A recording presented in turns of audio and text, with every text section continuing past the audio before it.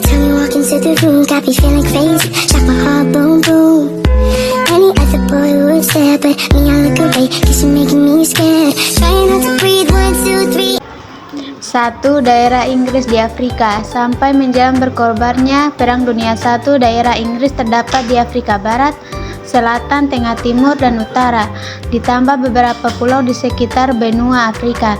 Sebagian besar daerah milik Inggris tersebut terletak di sebelah timur, merupakan rangkaian dari protektorat, kondominion, koloni, dan negara berpemerintahan sendiri, anggota Commonwealth yang berderet dari utara ke selatan. Jika terdapat kekuasaan Jerman di Afrika Timur, seakan-akan cita-cita proyek jalan kereta api Cape Cairo merupakan suatu kenyataan. Kekuasaan Inggris di Afrika Barat terdapat di Gambia, Sierra Leone, Gold Coast, Pantai Mas, dan di Nigeria. Di antara 4 daerah tersebut, Gambia yang paling kecil sedangkan Nigeria yang paling besar. Gambia merupakan daerah kekuasaan Inggris di Afrika Barat yang paling tua, tetapi paling akhir memperoleh kemerdekaannya. 2. Politik kolonial Inggris di Afrika. Seperti halnya dengan Prancis, kedudukan Inggris di Afrika sebagai penguasa kolonial pada waktu sebelum Perang Dunia II sangatlah menonjol. Keduanya percaya bahwa mereka akan menguasai Afrika untuk waktu yang tidak terbatas.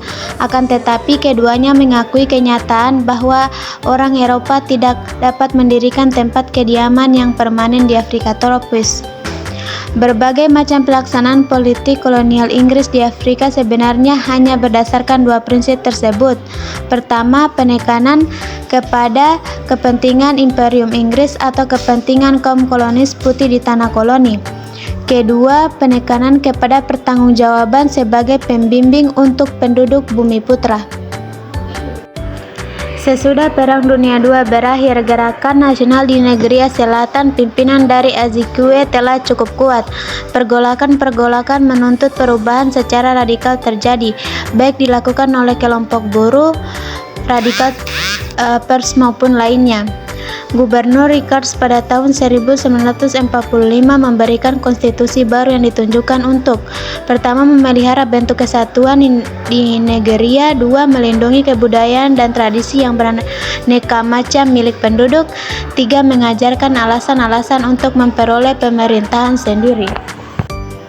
Sesuatu dengan program memperluas dan memperdalam kekuasaan Inggris serta memperlakukan pasifikasi keadaan, maka ia melakukan tindakan sebagai berikut. Pertama, mengirim rombongan untuk melakukan penelitian terhadap daerah pedalaman. Kedua, memperluas daerah kekuasaan Inggris di wilayah Nigeria. Ketiga, memindahkan pusat kedudukan pemerintah dari Lokoja ke Zungeru yang terletak di tepi Sungai Kaduna 12 mil dari Ushishi, tempat garnisun Inggris. Keempat, memperbaiki lalu lintas sehingga hubungan lalu lintas tidak hanya mengambil jalan sungai seperti sedia kala, tetapi juga dengan kereta api. Kelima, membuat macam peraturan. Keenam, mendirikan badan-badan pengadilan. 3. Pelaksanaan politik kolonial Inggris di Afrika Barat. Nigeria dengan luas tanah kurang lebih dari 332.000 mil persegi merupakan konglomerasi berbagai macam penduduk dan kebudayaan. Penduduknya terdiri atas 3 kesatuan pokok: Hausa, Igbo, dan Yoruba, masing-masing mendiami daerah di sebelah utara, timur, dan barat. Di samping itu masih ada kelompok-kelompok seperti Fulani, Kanuri, Hijau, dan sebagainya.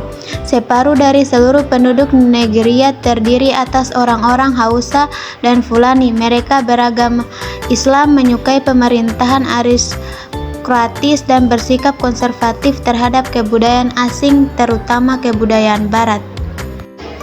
Masyarakat di Afrika Barat pada umumnya dibagi menjadi 3 kelompok. Pertama, golongan tradisi yang membantu kekuasaan kolonial menjadi berlakunya konstitusi Burns dan Rickards. Golongan ini puas dengan kekuasaan yang telah mereka miliki pada waktu itu. Kedua, kelas menengah profesional yang telah sejak 1930-an mulai menyerang pemerintahan kolonial. Ketiga, golongan radikal pada umumnya kurang terpelajar dan kemakmuran mereka kurang dibandingkan dengan 2 golongan tersebut di atas.